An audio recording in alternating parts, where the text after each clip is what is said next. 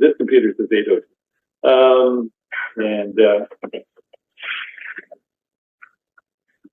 Okay, going down, traditional lands acknowledgement. We acknowledge and respect the Indigenous people within whose traditional lands we are meeting today. You have the agenda. The agenda is up on the wall here. There are some minor changes and additions to the agenda.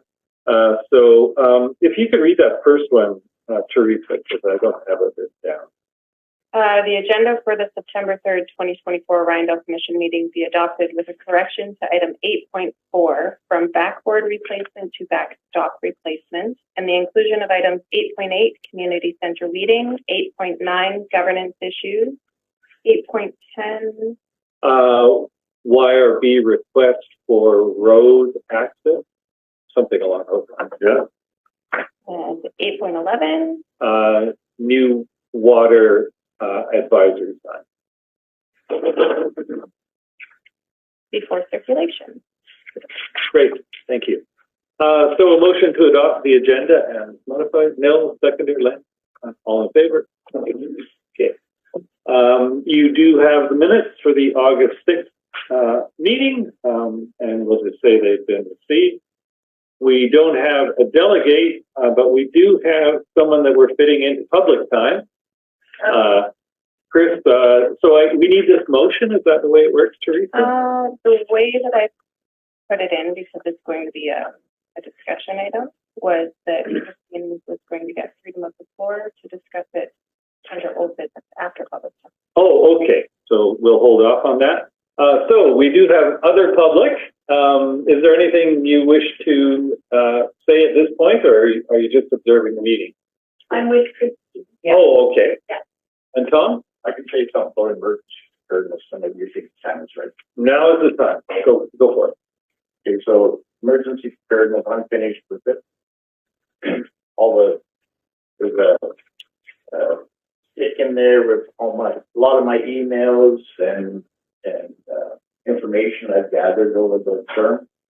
The last thing I was able to do that we didn't know was already in place was to get Joan Boys to agree to do water rescue. But apparently they had signed an agreement years back, but John didn't know about it. I didn't know about it. So that's reinstated.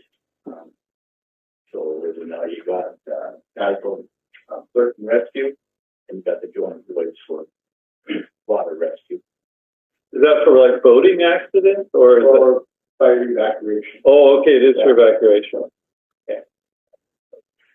So that's the workaround from getting the ferry to pick people up. Yeah, I tried for roads and I got shot down by military transport, parks and lines, parks and forest, they all fixed. But there is an alternative now. There is another alternative, like the Joan Boys is in there now, which they were, but we didn't know about it and gone. So I sent him the information. He went to get the sign wrapped on it, but they were signing on the agreement for it. And when you went through that, that's when you found that they had already signed the agreement. And okay, what else is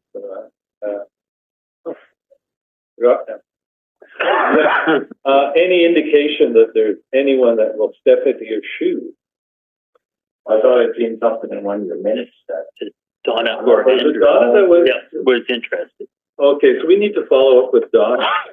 She was coming by the office after our last meeting to pick up all of the information on emergency preparedness, but then she twisted her ankle, so she wasn't able to make it in. Oh, okay. So yeah, we'll just touch base with.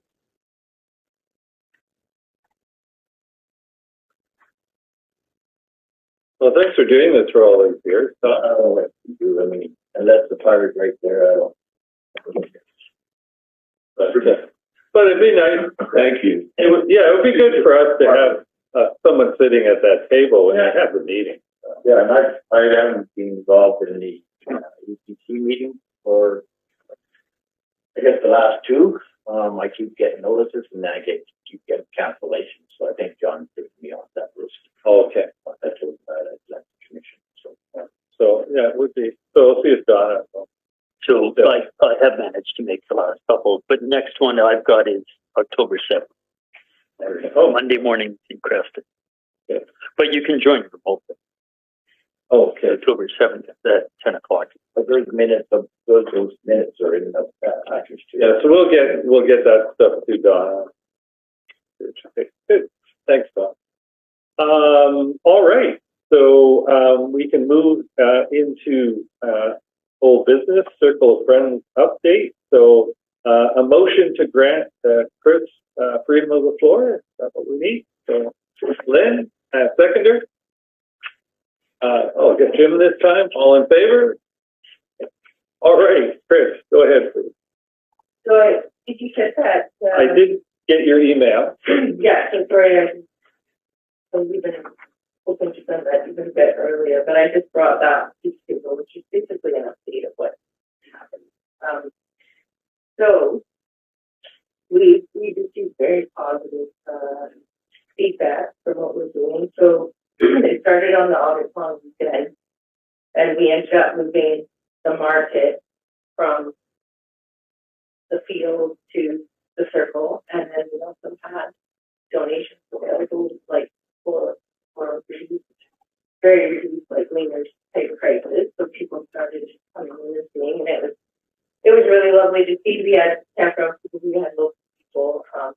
I've also had local suppliers like Asia making sourdough bread. And anyway, so supporting local producers and artists, and anyway, it's been actually a lot of fun, kind of combining a community market and a thrift store.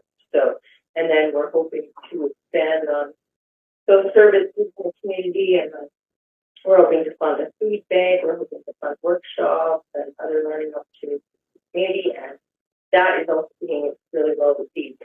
So right now we've got a team of volunteers. I think we have 8 now. So we're gradually we've been processing donations, but plus we're having to have the days where we're open. So there's been people stepping forward, all volunteers. And so now we're establishing like some procedures and protocols. Right now, we still don't have a donation day, like a regular day, but we need more volunteers in order to, I think, solidify like a loosely time. But I'm noticing a lot of feedback that people can't make during the week. So, we might have to figure out once a month donations on the weekend or something like that. Anyway, so that's all evolving. But my mom wrote up this one thing, just giving feedback on. So basically, the team is slowly and carefully developing policies and systems, always making reference to our mission to provide opportunities to recycle and provide those who can benefit from our shop. So we've also already been supporting some people in need and kind of giving them vouchers and things like that to get some good. So that's been very positive. And donations of clothing, housewares are immediately received and kept named in the circle shop. Donors are pleased to see donations to stay local and helping their communities. Display racks and shelves and hardware were donated. Circle of Friends members generously donated their remaining supplies to furnishing. They also shared useful information about operations. Right now, we only keep donations by appointment. There's minimal storage and items must be examined. Clothing must be gently used and cleaned. Wearing small household items must be cleaned and their work in order. So they're kind of working a couple days a week. So they're doing once or twice a week. They're coming in and just by appointments, they're going through all those items. We've even received donations outside of our area, which I was connecting with other thrift stores, and they were very generous and loved the idea. And there's this one in Trail, a whole bunch of stuff with Nelson actually, and she was happy to give. I guess she did a huge amount of donations to Trail. So anyway, but it's really cool that there's a lot of like thrift stores that are like on the same page and really wanting to be community involved in stuff. Currently there's a thrift. Oh, so she's got 5. So currently there's 5 volunteers at the thrift store, and then we also have people individuals. So there's like 8 people. Like Paula's also a board member. Bonnie's a board member 1 and 2. retire and be, I have a few people that I've been asking, so I'm hoping to build the board back up and have some diverse, kind of ideas around what we can do in the state for community. And so basically excellent response and from locals and from visitors. We're doing refreshments by donation because it's been part of the road close. So we're doing coffee and tea, and that's just so far by donation. And Selena's been donating tea every week as part of that and her specialties. So that's been nice. And artisans and vendors are really enjoying coming there, and we all have, we have a great time on the Saturdays. And my mom kind of calculated the hours up to date. That was also including all my time, my pre-planning, and all that kind of stuff. So almost 500 hours with everybody. Oh. So we've been all hitting the ground running. And there's more people that are wanting to come. So in general operations, we find plans prepared at workshop in September and volunteers and registered vendors. Needs regarding facility maintenance, display hardware promotion, volunteers, investors, systems, and policies will be addressed. And we'll also be getting implementing software systems that will help us with reporting and such. But we're doing it right now. Old school legend stuff. But anyway, that's kind of the snippet of what's happening. So it's all kind of evolving as people come in. Lots of people say they do. Anyway, does anybody have any questions? Like it progressed quite nicely from where it began, yeah. I actually talked to Beth today. The whole thing, and she said, brings a smile to my face. Going down. Good for you. Anyway. And so, and you still don't have a formal lease agreement. No, but she's on the case. Okay. So, and I believe that a token $25 a year, is that? That's what one thing I would suggest, we would appreciate if you would find a way to funnel a little bit of money to like the hot water tank.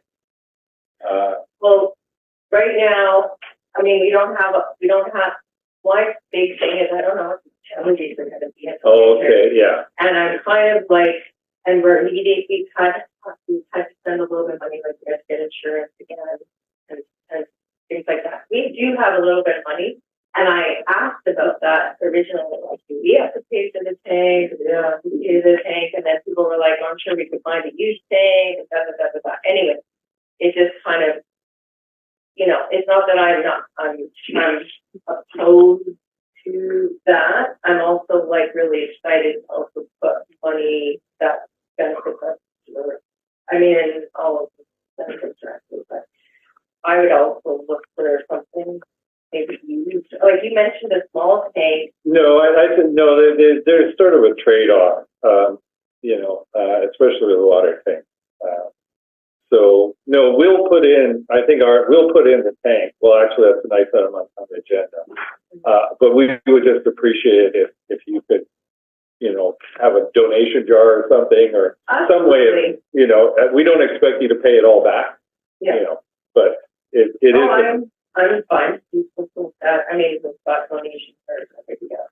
How much is the new one? We don't know yet because so I'll just thank. There were no other questions for Christine. No, so I'll just go to the next item. Which is, I was just going to ask, what kind of items do you like the most? Right now, because of storage, we're doing clothing and household goods, nothing too big, like kitchen items and things. Just looking at focus, like people need things to be able to go to the circle instead of having to go to nothing and dress. So it's your break. Not actually, it's just a mistake. But anyway, but I'm happy to do that. You mentioned the smaller tank, and that one thing that I've heard is actually they can be more expensive. no, Okay. Well, let's go to that item. So I spoke with Don Horvath about, he was going to get a replacement tank for the one that's there, but it's a weird electrical configuration and it's expensive. So he thought he could get a smaller, like a 20-gallon tank, for far less money, which would be adequate for the circle's use. So that's what he's working on. I haven't heard that. So. Is it only a 120 volt circuit? It's a weird circuit. Almost all tanks are 240. Just 120. Okay, well, so that's why. But it's not going to be as expensive as we initially thought. So that's good. Gary? Something does come to mind for Christine, I guess, if I can kind of mix and mingle a bit. What'll become an issue in a couple of months is warm clothing for kids at school. It's always an issue. And I know I've looked through the bin just sort of in passing at the school, and they always have so much stuff. I don't know if the kids are going through it. I know the parents or grandparents aren't always there to be able to go through it. Maybe it'd be worth asking the principal if that bin of clothing would be better positioned here so that people can see it sort of laid out, sorted, so they can find boots or coats or gloves. 100%. So what their school does on task. So they actually started to do a little bit of a room themselves and school for some goods. Now I need to check in with Victoria how that landed. I know they were getting food from Sept, but it was really processed food, like cheap dry goods. But I mean, if you're hungry, you're hungry. So they've been doing some stuff there because they see there's a lot of need. And my original intention was to make sure I had some coats, boots, that kind of stuff. So I'll check in with her and see what she's got. And then we do want to get some children's items, and we have a few, but not a lot yet. So I'll check in with Victoria and see what they're doing. But, I know that bin well. Yeah, because in a big box or bin, you can't see what's there, and it just doesn't. Nobody gets to the bottom of it. So whether they spread it out or you spread it out or something, or maybe they would take the little kid stuff and spread that out, and then you could be more because teenagers these days have feet bigger than mine. So it might be better to have you take the larger stuff and the little kid stuff if they had room, and they could display it almost. I'll check in with her and see how the room is working. And I don't have an update on it, so I'm very happy to support that project. I have a huge Skookum rolling fashion hanger. Thank goodness, that's exactly what we which need. is in my basement, but I'm not sure how to get it out of there. Well, So we can get a bunch of women together and we'll figure it out. I didn't want to start unscrewing things because I lose everything I do. So anyway, Well, I could phone you and we could figure it out. That would be exactly what we need. doing nothing in my basement. That's awesome. Okay. I love it. Good. Well, thanks, Christine. It's work.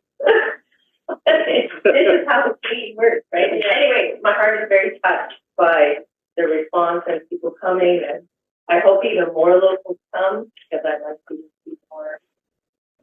Thank you. So So I'm relieved. you can. I know school started now. It's serious, isn't it? It's a riveting meeting, but we'll let you go. And who's it these? Did somebody? Those are Nils. Take a bag and fill it. Nils. Wow. Oh, thank you. I am sitting here and hammering them down my You can also go home and watch the rest of the meeting online. I could. They'll probably get a speeding ticket.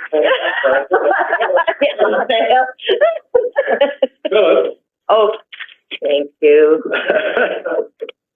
I gotta leave some for Jim. Yeah. Go. Yeah, there we go. And they'll probably do it. Thank you. I gotta trim back mine because I have grades too. There's Concord that I need to trim back to.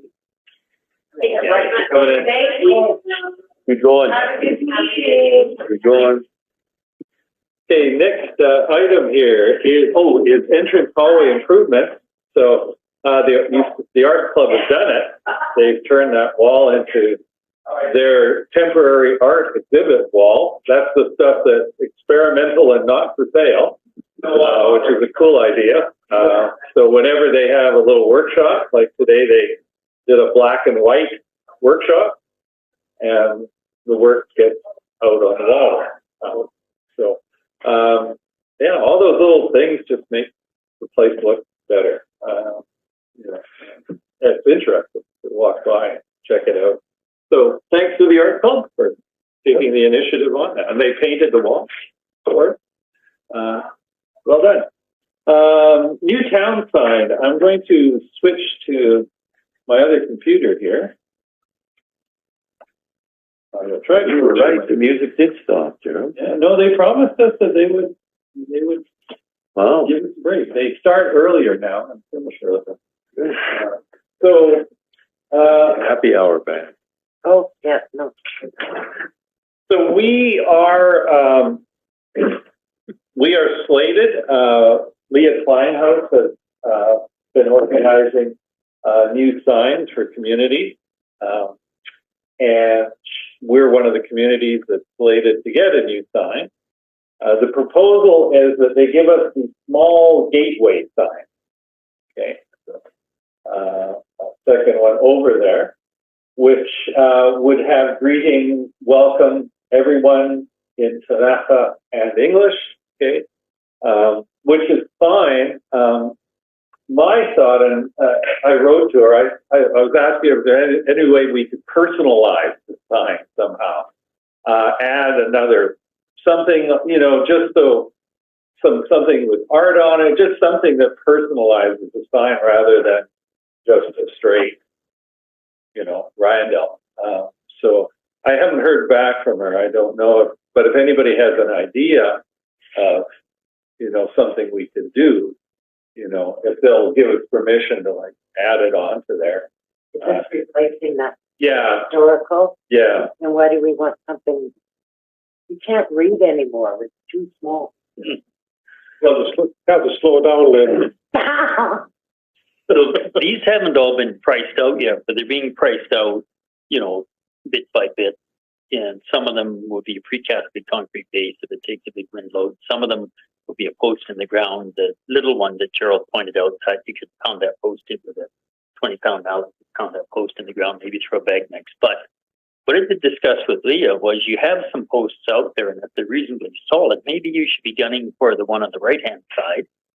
And maybe, it'll say historic Riondel, and maybe underneath it, aside from saying T2Q kit, people should think about that. It's a couple of thematic things in there.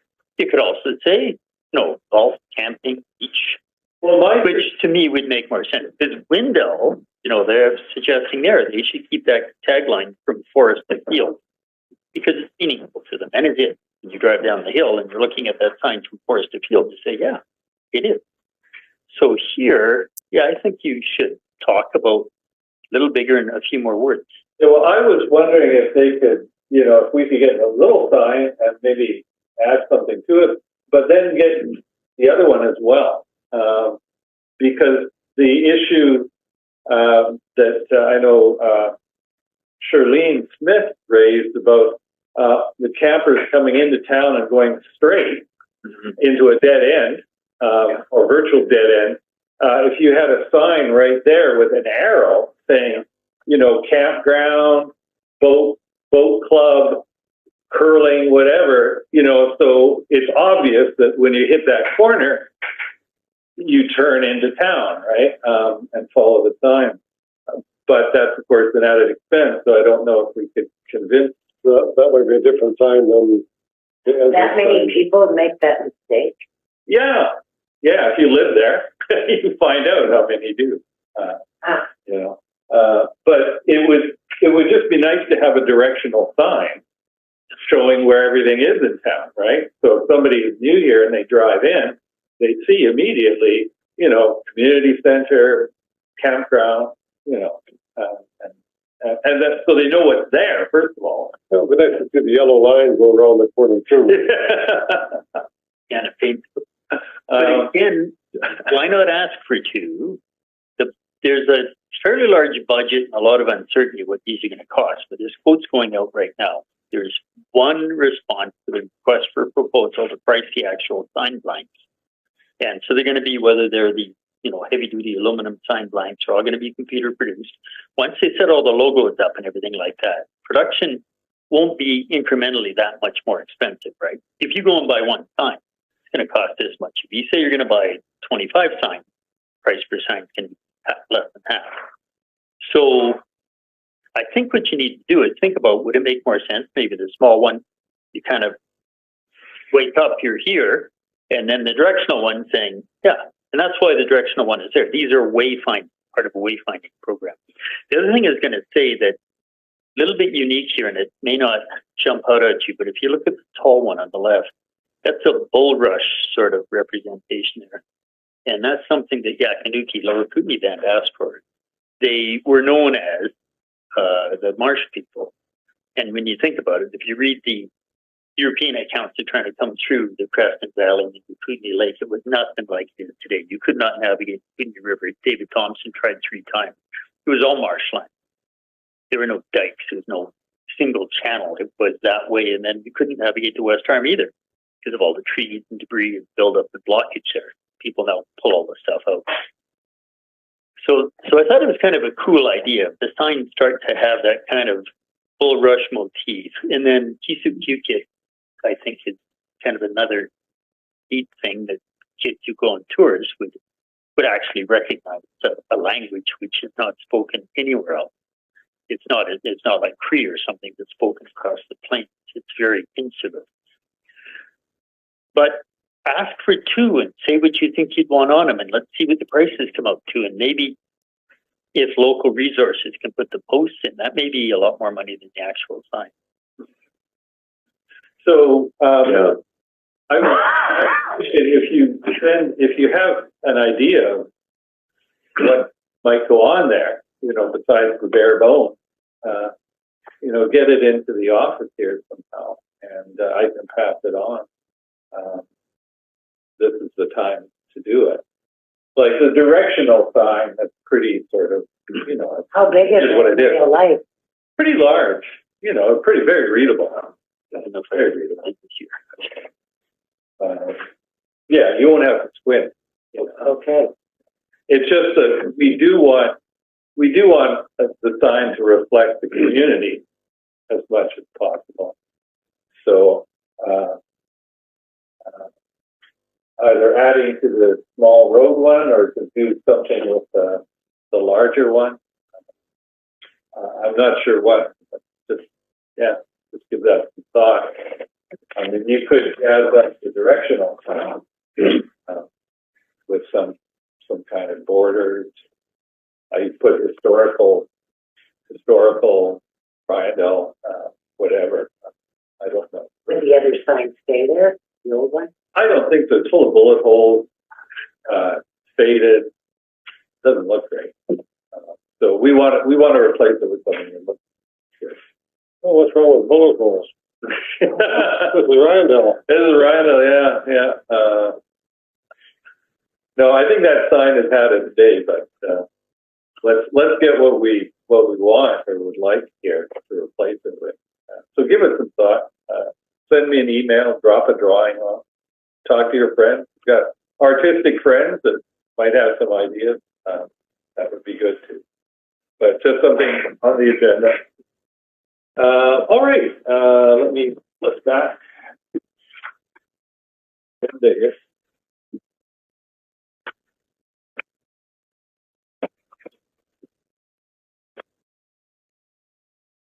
Minor vandalism. I was really disappointed. Jim and I were in the playground a while back weeding. Got it all sort of cleaned up and set up for sand. And I think the day after we did that, or very shortly after, somebody cut half the rope that were on the fence. And if you look out there, that's the way. Yeah, it's just mindless stuff. But we had a suggestion from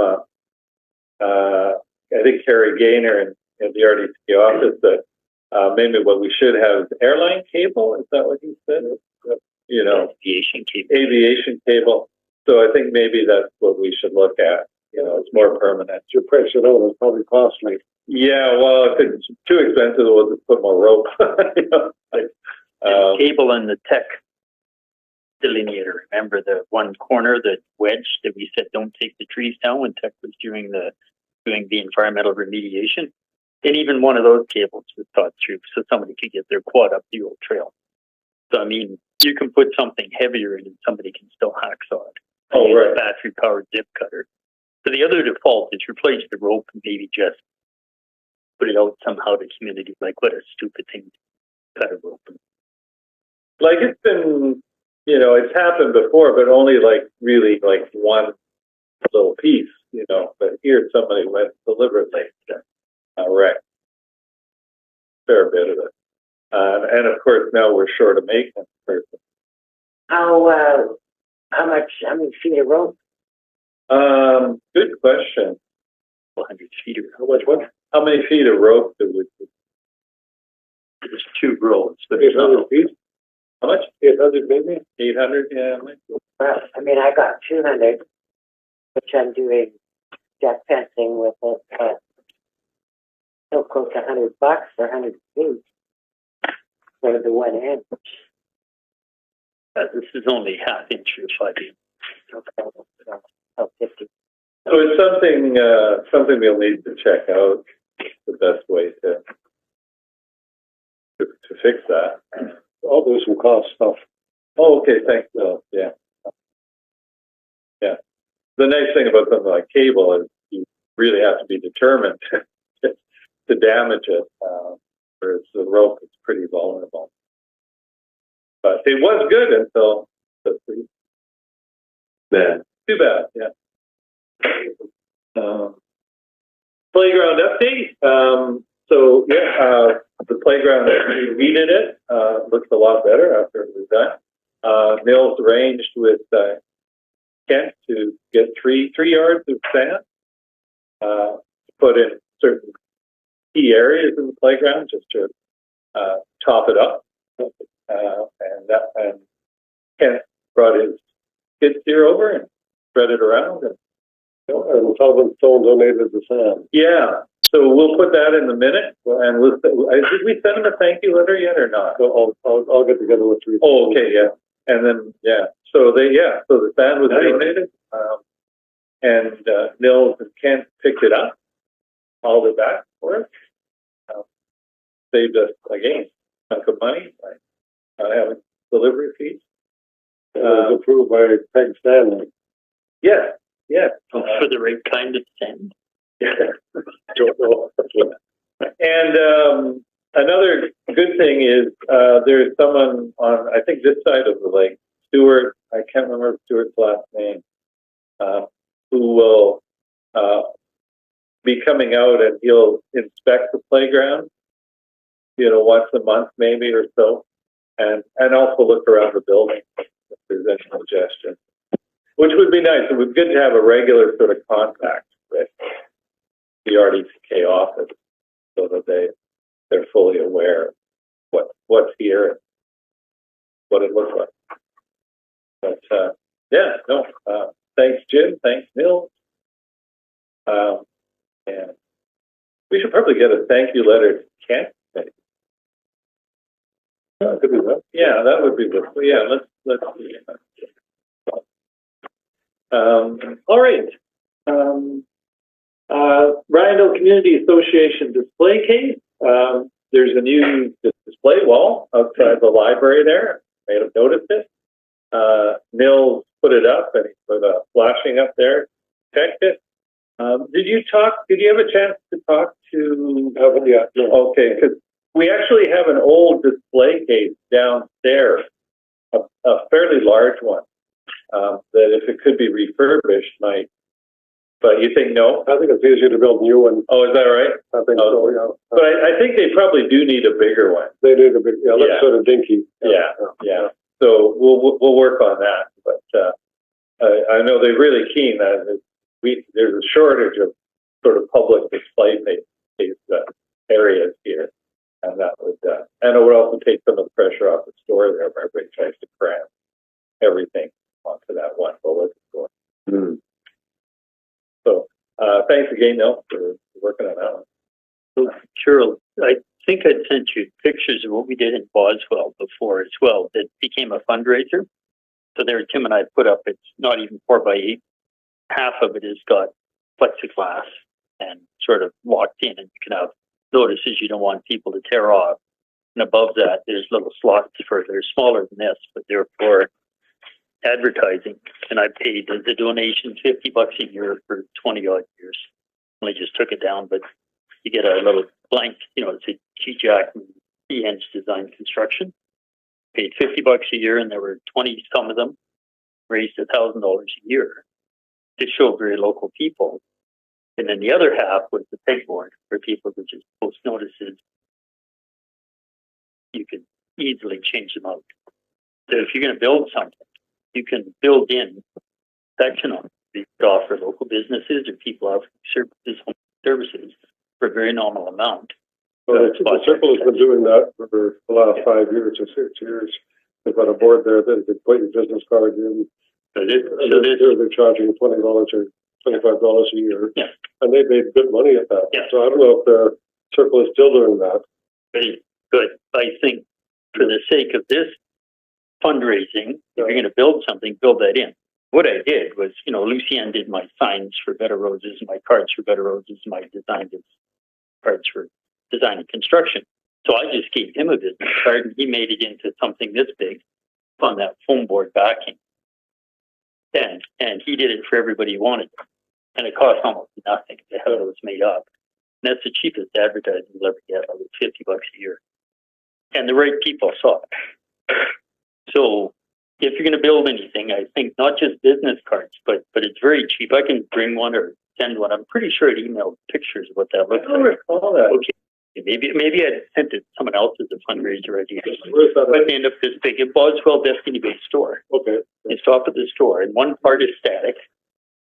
It's just these little card things, these little expanded business cards, so they're easy to read.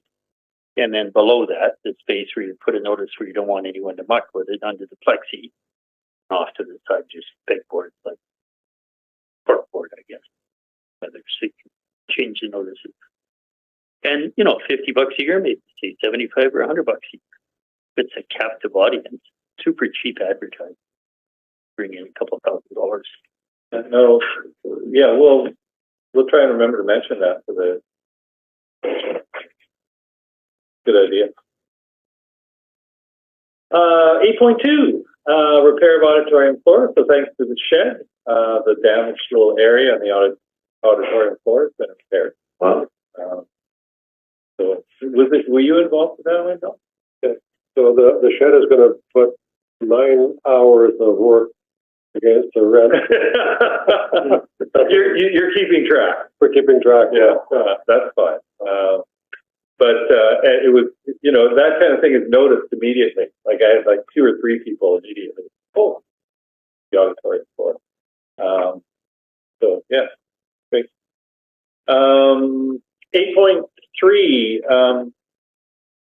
I think we put this on this because maybe this should be a note, a motion. Not sure. We do need to put a new tarp on the old rec center just to minimize a little bit the damage from water. The old one has fallen apart, blown off. So I'm not sure how much a replacement tarp would cost. I don't even know where the rec center is. They're next to the curling club. Bigger auditorium. The old gymnasium.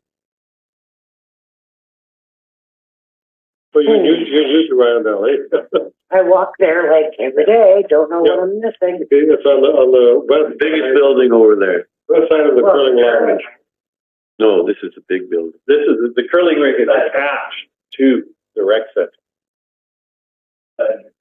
But it hasn't been used for decades. Okay, I'm gonna have to go for another walk. Does anyone have an idea? How, that's how big is that roof? I don't know. Evan, I mean, the tarp you put up, it did the work it was designed for 2 years. It was such a chinchy thin tarp that UV gets the best of it and it's gone. right now, should we get a better quality tarp or just? Well, get a better quality tarp or let the building just rot away? You can get truck tarps. I had one for a while, and they are skookum. I took the one I had and covered almost my whole driveway, and paved driveway in Langley, and I cut it into 4. And a few of my buddies took the pieces for different things. But the tarp they use for trucks, that material, it is strong. It's like this or heavier. And it won't tear. And it's made. It's a rubber PDM or something, but it's made for UV because their truck tarps are in the sun all the time. You're gonna invest all the time it took to lay it out, spread it out, set it up.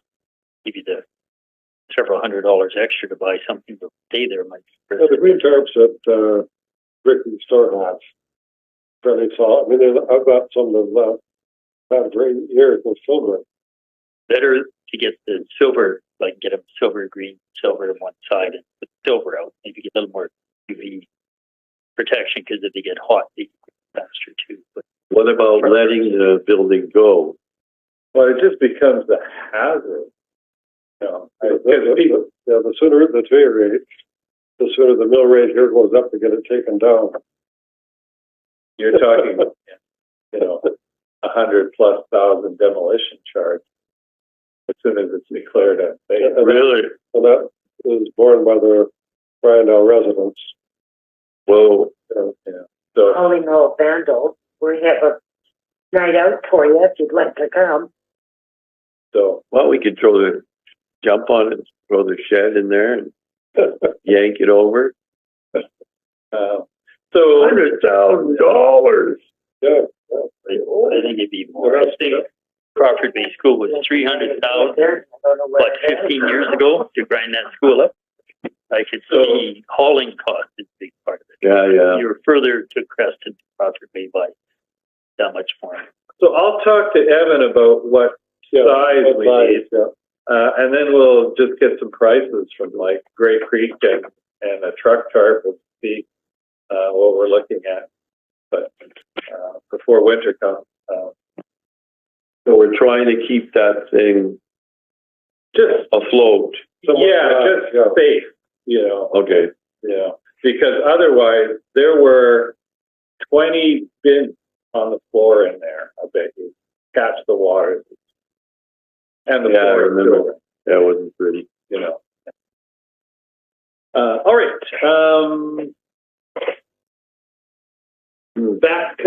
Backstop replacement. So this is another project that the shed has been offered to assist with to replace the old rusted backstop on the playing field there.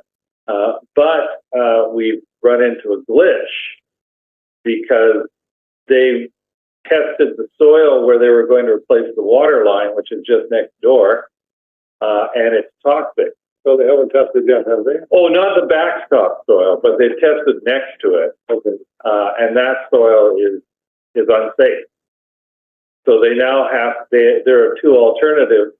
One, they do the work anyway and then build Cominco because they're supposed to remediate that stuff, or they wait till Cominco offers to pay for the remediation.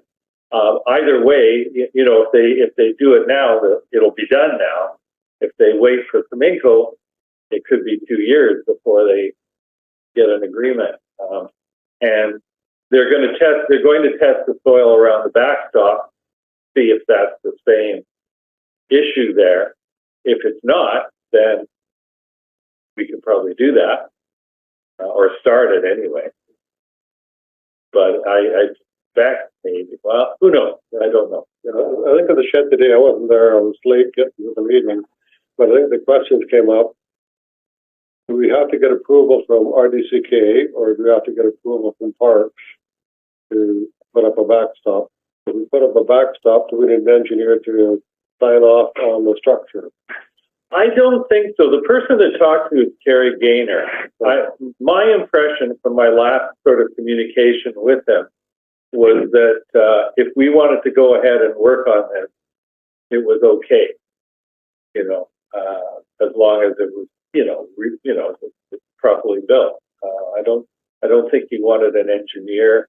But but who knows? So Carrie would be the one to talk to and say, I'll get his phone number later. yeah, this is what we plan on. Okay, are we okay? But we do have to get that soil sample now to see where that. Another question on that. I think is there grant money for the backstop someplace?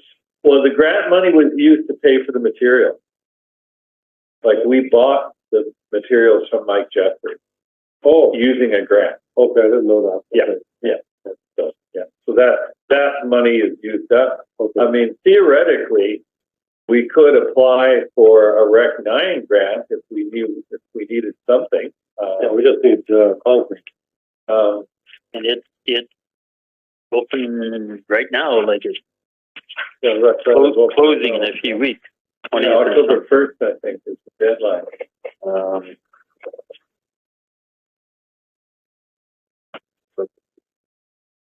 for the meeting, so the deadline's for the 1st, the meeting's October 1st to review. So it'll be the deadline probably Friday or so before. Oh, I missed Main that. Street deadline, I have it here somewhere. So that might be worthwhile, Bill, is just to do, figure out the cost and just do a Rec 9 grant application. Cover that.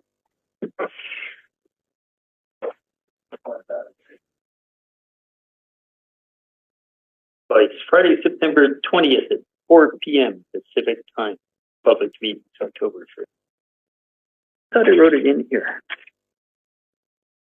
It's not. There's too much other stuff on that Main Street deadline date. Deadline. Oh, the 20th.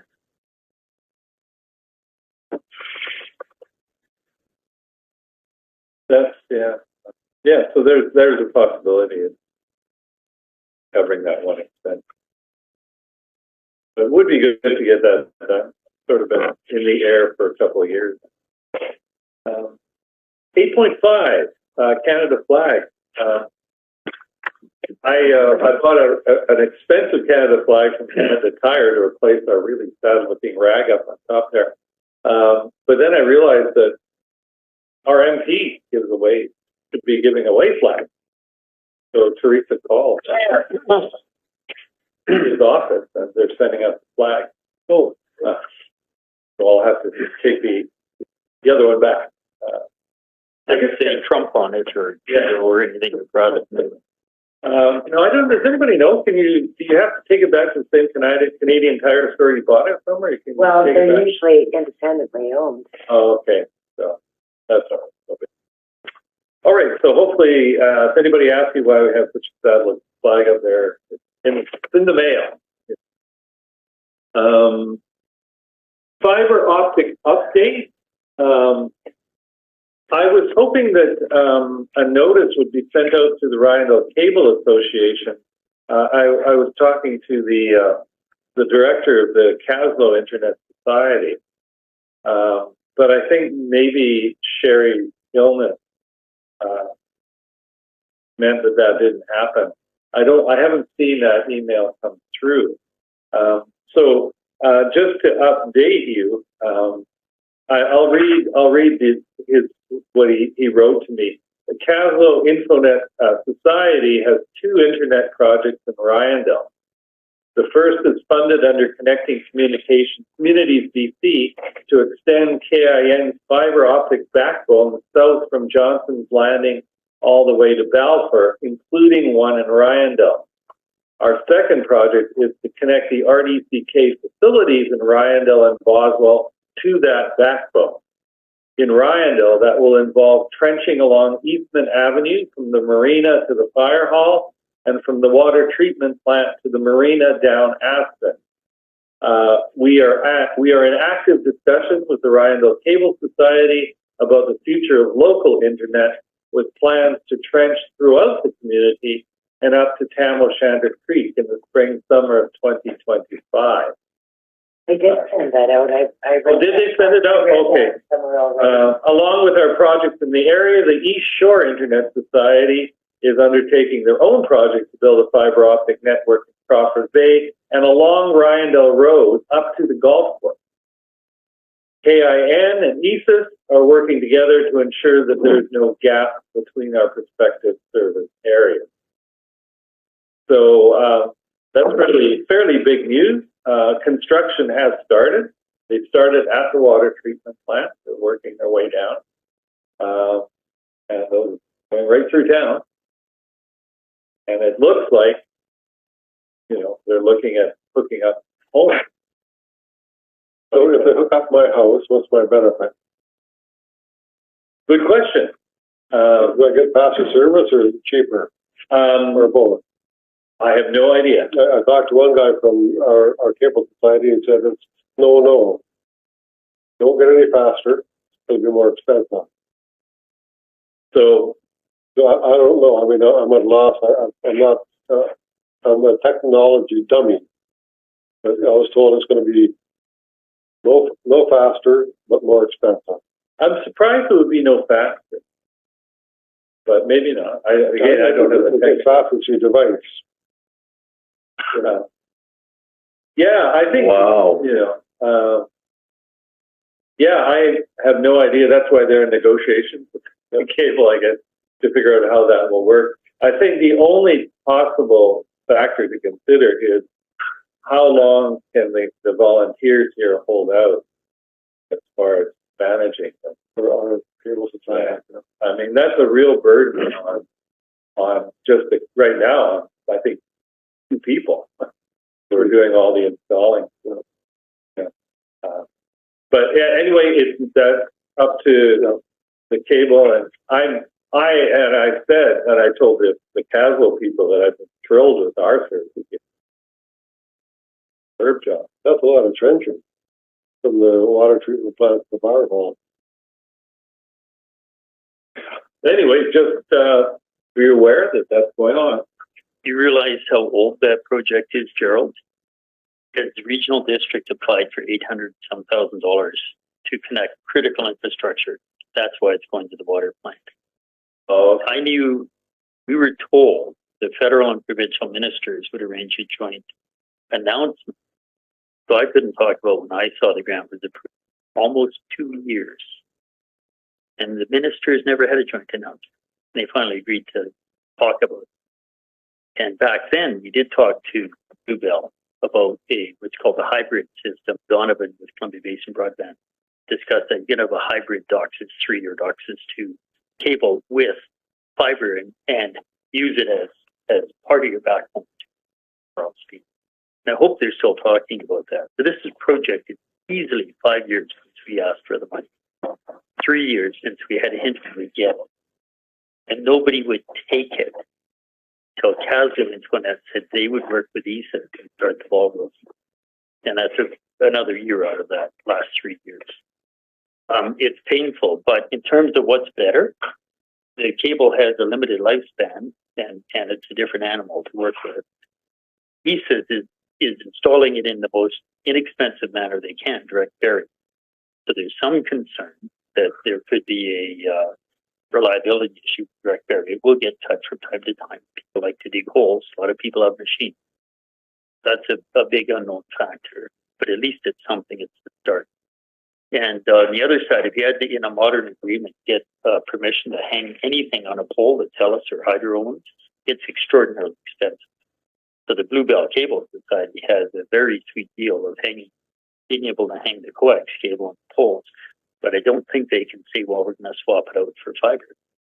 Because why would TELUS want them to do that? It was so much better than anything TELUS. They would down the road be head-to-head with TELUS. So I think take what you can get. If you're not within the coax cable area, take the fiber optic connection. Hopefully they'll learn. There's a known technology there to make them work together.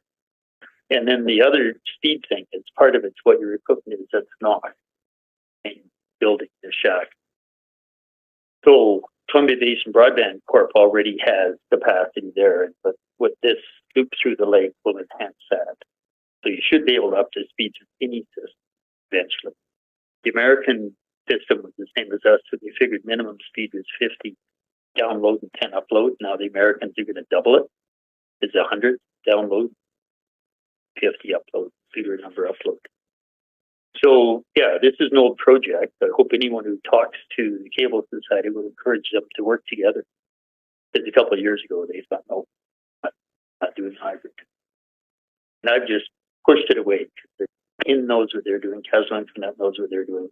The regional district project manager looking over the money and just getting as much as we can into this money while we can. That's the other taking so long. We're expiring on deadlines to use the money. Anyway, I would take the fiber if it comes past your house, because in the long run it will be the more reliable. And commission meeting time. So Donna is not here tonight, Andrew. So we'll just table this one to our next meeting. 8.8, just out up on your screen. The weeding. So and the arbor here. So we weeded the gravel. Somebody just told us to spraying vinegar on that. Kill the weeds. But no, I don't know what it works. you know, and I think it's not a toxic substance. So, you know, so maybe we should put a bit of a treatment here. But of course, as soon as we cleaned that nice gravel area, the shed group demolished it. Demolished the arbor because they're going to rebuild it. It's a matter of vandalism. Yeah. Organized vandalism. But again, that's the job. And thank you. Because that was actually unsafe. All of the posts were rotted at the base. The only thing holding it up is the spine, which they're not going to touch, basically. Solid. The rest of the structure was pretty vulnerable. So that's on the go for the future. 8.9 governance issues. Gary, Nils, and I are meeting with the Riondel Community Association on next Monday because they have questions about how this office runs with the RDCK and what our responsibilities are and what the RDCK's responsibilities are, how things are paid for, and all of that. So they have lots of questions. So we'll try and answer them. And what group is that? The Riondel Community Association, the group that replaced seniors. Okay. Quite an active group, but there are some new people involved in that who really don't know how anything works, particularly. So they just wanted the chance to ask questions. We'll give that. And 8.10, Jim, this one's yours. So.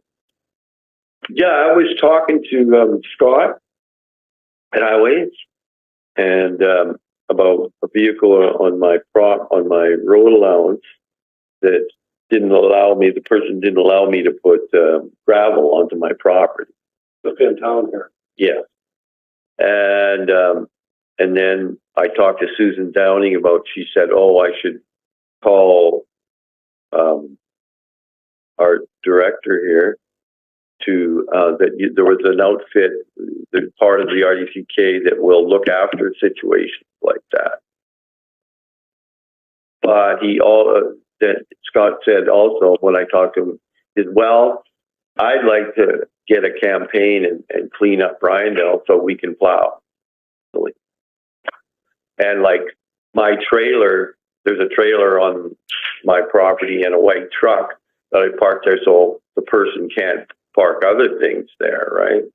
And that needs to be, a lot of these vehicles need to be tightened up because otherwise they can't plow. Well, the end of Russell Avenue, right by Nelson's place there. Yeah, well, there's a lot around, Yeah. And I mean, I thought I didn't realize I was causing a problem too, right? So anyway, that's going to be, he wanted people to know that he's interested in doing something. Well, So who's Scott? Scott is the foreman for YRB. And it should come through highways.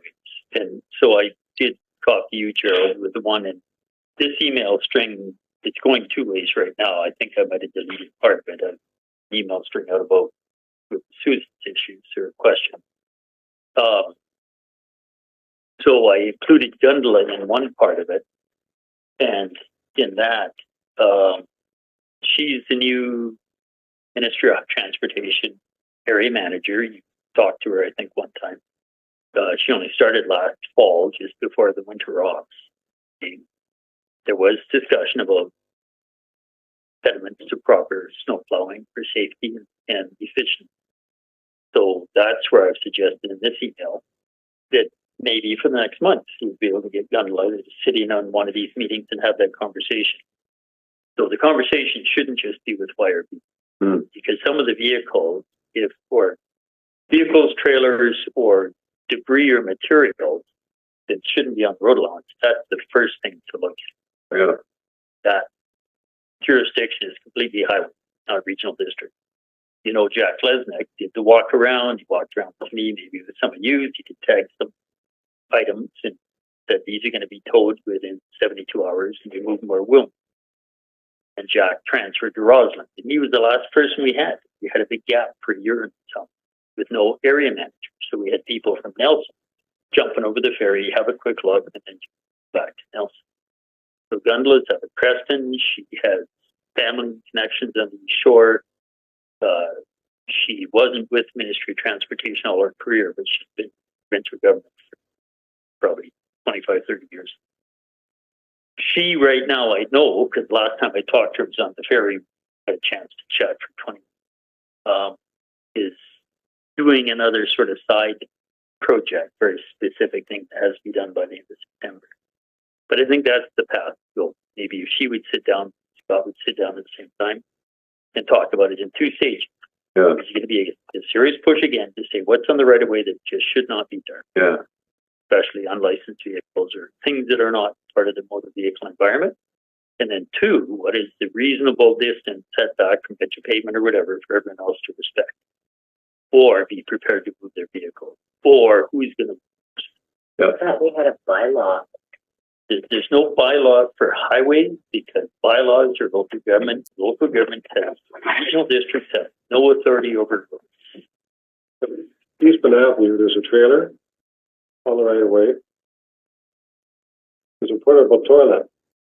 Yes, there's all kinds On of the right of things way. on the right. Russ, we've given up on this guy.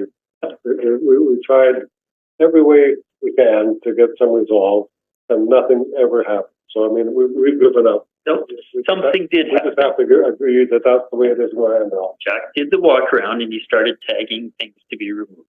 Something. So Gundla hasn't had that opportunity. You know, I've met her.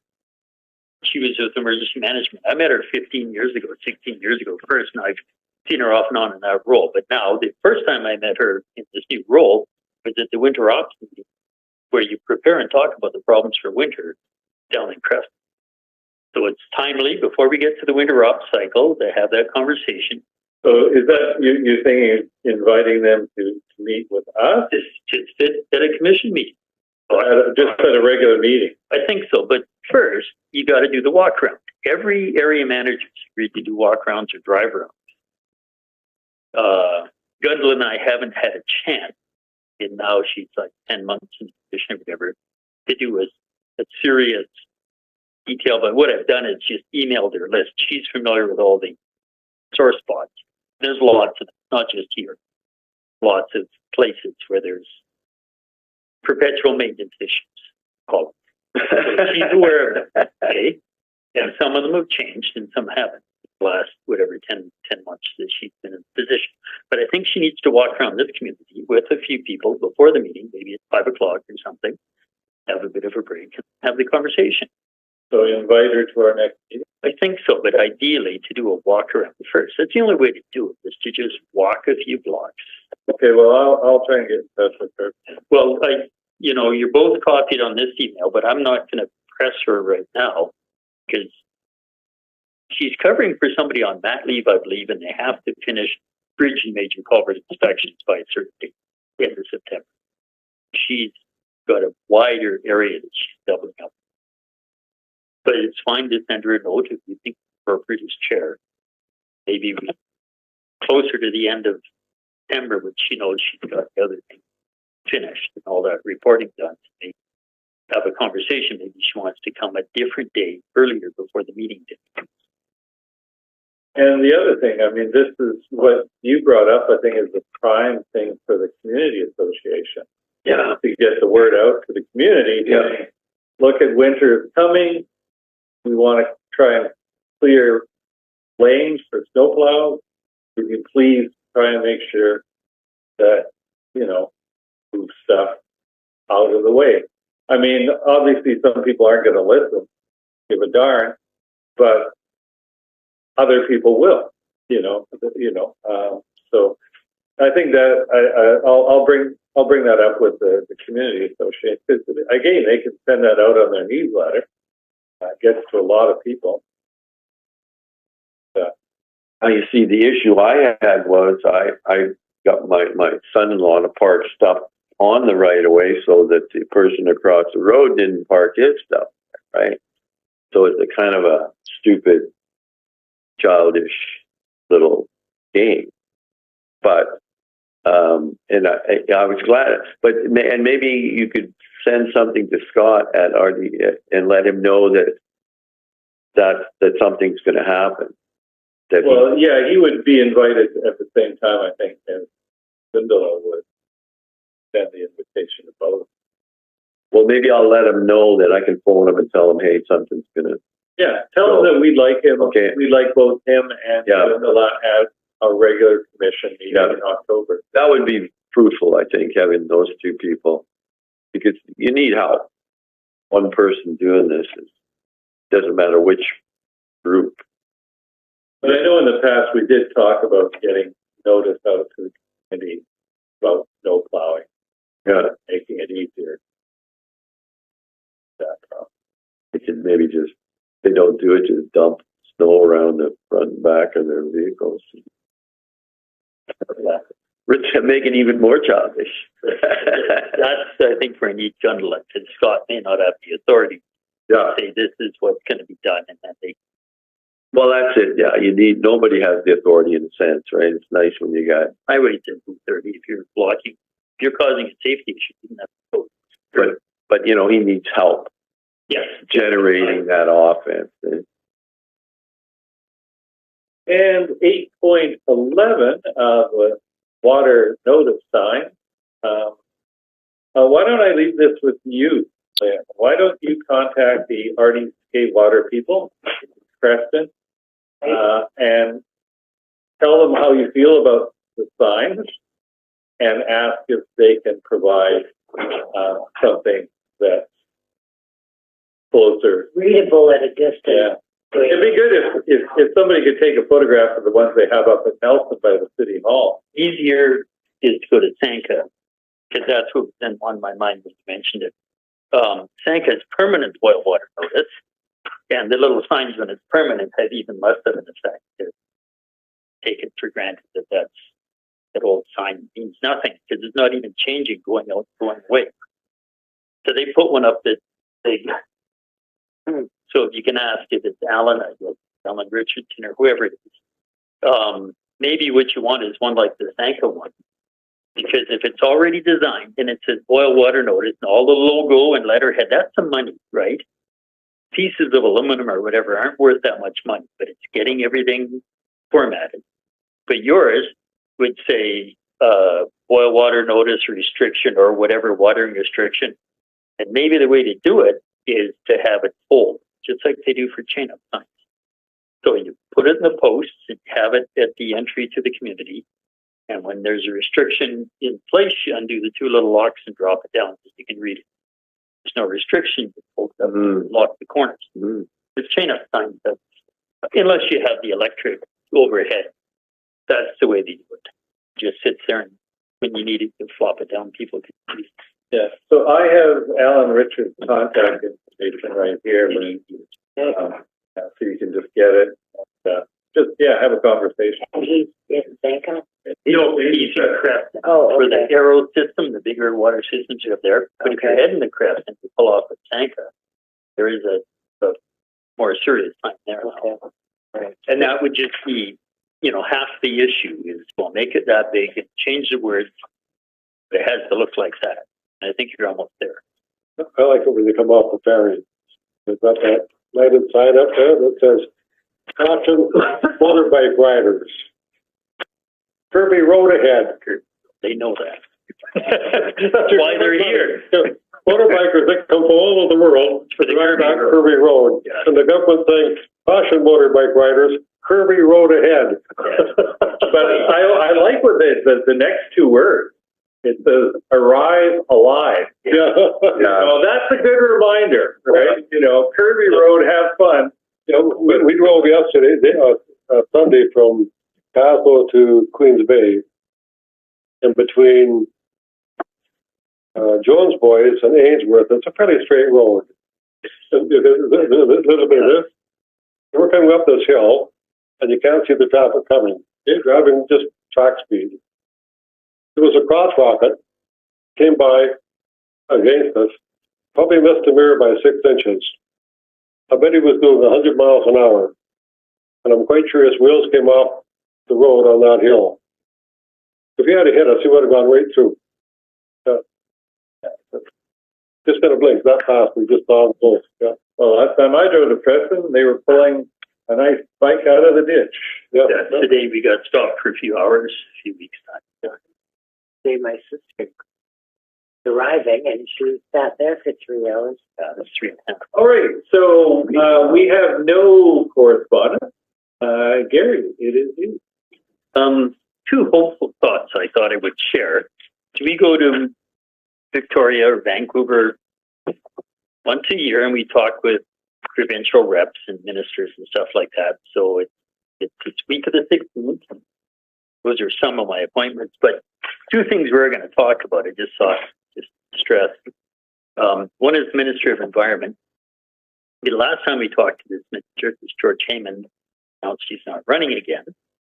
But we're going to talk again about recycling because the Recycle BC has proposed to change their criteria for eligibility for depots again. And what we have is core depots, they're called, and satellite depots. Recycle BC keeps proposing ways that they think their system be more efficient or better for them, which means they'll be more profitable without costing the producers of this packaging more money to take it back and do something with it. And that usually means reducing service levels. So we were offered 5 core depots once for the entire regional district. We negotiated to 7, said they're still not good enough. Finally got a contract for 12. So one of them is Crawford Bay, one of them is Crescent, and then the others are satellite depots. Recycle BC is proposing that there's too many core depots, so they should be allowed to not fund the transportation collection and some of the costs associated with those core depots. If we lost the core depot at Crawford Bay, that puts the other depots in jeopardy because it puts the cost way up. So that's one of our advocacy things. Like, what are they doing? And we know what they're doing. They just always say pressure and manipulation to do that. I think it's been a little bit of a struggle just to maintain the satellite depots we have. If you didn't have the satellite recycle depot, you'd be paying more for garbage, right? There's some symbiosis there. So anyway, that's one of the major discussions we're going to have. The other one that also affects here and affects Sanka water is just sitting down with the Minister of Waterlands and Resources to ask what exactly are your reasons for taking so long to water license. Because Mark Easton applied, 4 or 5 years ago? Over 4 years. And still no response to get the golf course issue cleaned up. And the same with Sanka water system. We have a couple of applications there that are impacting future decisions on that system. Same thing. I think the one that was the south of Sanka Creek, and I know the people well because I did construction for them. It was last time they wrote me a reminder. It was 4 years and 5 months. I got a letter back from the government saying you're still not on the list. You're still in the second tier of consideration because there's more important things.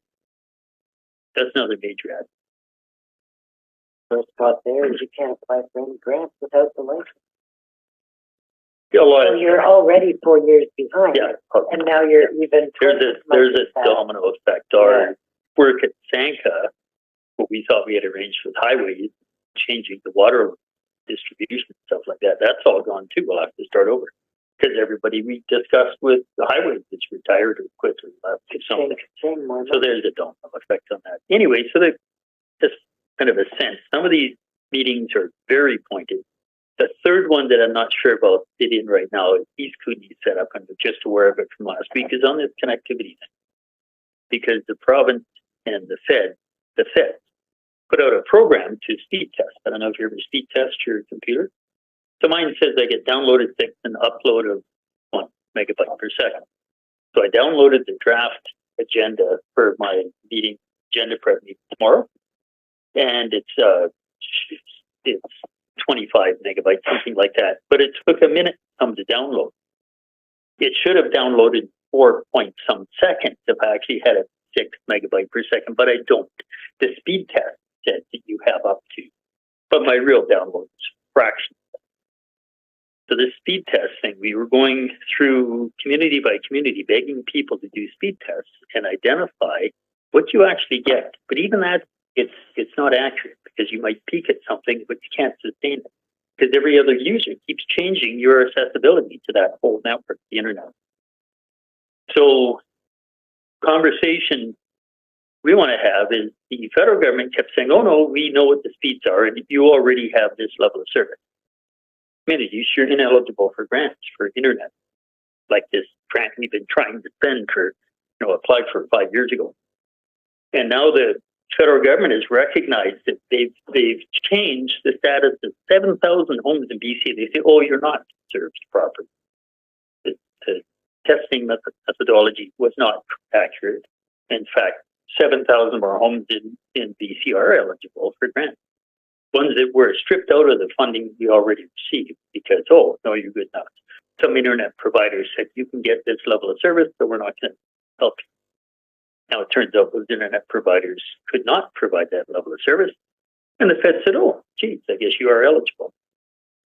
So it's a struggle because a few internet service providers, 7,000, impression I got from the provincial reps who were speaking to us is, most of those 7,000 homes, the data provided was one service provider. Maybe skewed their claims as to what service they provide. You'd have to think about how many service providers there are in this province. 3. And who could that be out of those couple? Anyway, so the internet thing and the message there is we hopefully will open up for more eligibility, like Castle Net. Maybe we'll be able to keep stacking grants. Next round of this Build Canada Internet thing is open now, 5th round, 5th intake. And if you can get access to fiber now, I think you should take it because it's been a struggle. Connecting the last few thousands of homes is getting harder and harder. Short of low Earth orbit, there's no economical way we're seeing without a fairly major federal intervention. That's the other big question mark. Let's see if we actually get anything out of Vancouver this year. And then there's dozens of others. If anybody's curious what we do, send me a note. But there are dozens of discussions through that. And when do you meet? Start on the 16th. Monday the 16th, we go through to just past noon on Friday the 20th. And well, the recycling one sounds pretty important. Yeah, Our system is not bad, right? So we went through 10 cubic meters of empties today. 2 hours. Say that again? 10 cubic meters. Yeah. Empty cans and bottles. Okay. So probably about $1,100 that we get for the filling club. So by having that ability to funnel some of the returnables for money that people as donation, that's important to the community. But if we start losing those depots and collection points, we lose that. Landfill loses theirs. Boswell Hall is now getting money out of it. That's just empties from Riondel. Yeah. So they tell them, well, and you know how much Lions collected over the years, tens of thousands of dollars. So we need the depots at some reasonable cost recovery by the producers. And the producers are supposed to charge enough for the package that it covers the cost. You used to hear that in BC recycling is free. It's never been free. Our current cost to subsidize recycling is in the order of $1.7 million a year across the regional district. And we get incentives for doing that from the Recycle BC program of $336,000. The pittance. But the province pretends recycling is free. It is not. Not built into the product cost, and it's not built into the stewardship program. Now they're trying to roll it back. But it has. And almost it would be useful if you had the numbers for Lions, you had the numbers for the curling, how much money you get out of it by having access to a point satellite to do that donation collection. Those would be good numbers for me to go into the conversation because it's more than what shows on our books. Well, 350,000 items left. 350,000 dimes. Yeah. 35, Roughly 30. well, shy of 35,000. $35,000. Yeah, for this field. All right. Thanks, Jared. Financial reports don't really have one. I was talking with Teresa about a better way of doing them, and I think I figured it out. And so I'll explain next time we meet. I think I've got a way of doing that a little more efficient. We'll see. Public time. Tom, anything you wish to bring up? You're good. Thanks for hanging in. Appreciate that. Next meeting is October 1st. Oh, right at the beginning of October. We'll see if we can get Ministry of Transport, YOB here for that one. And motion to adjourn. Sure. Liz. Okay. Good night. Thanks. Good night. Yeah. Thanks, everyone. How many years has Lions been collecting the bottles? Get that or 30. 30 years? Because you had in the old one when the regional district. There used to be like half a dozen of us that would do it on the airstrip in Saco Bay. Okay. We would get the bottles and cans from Coconut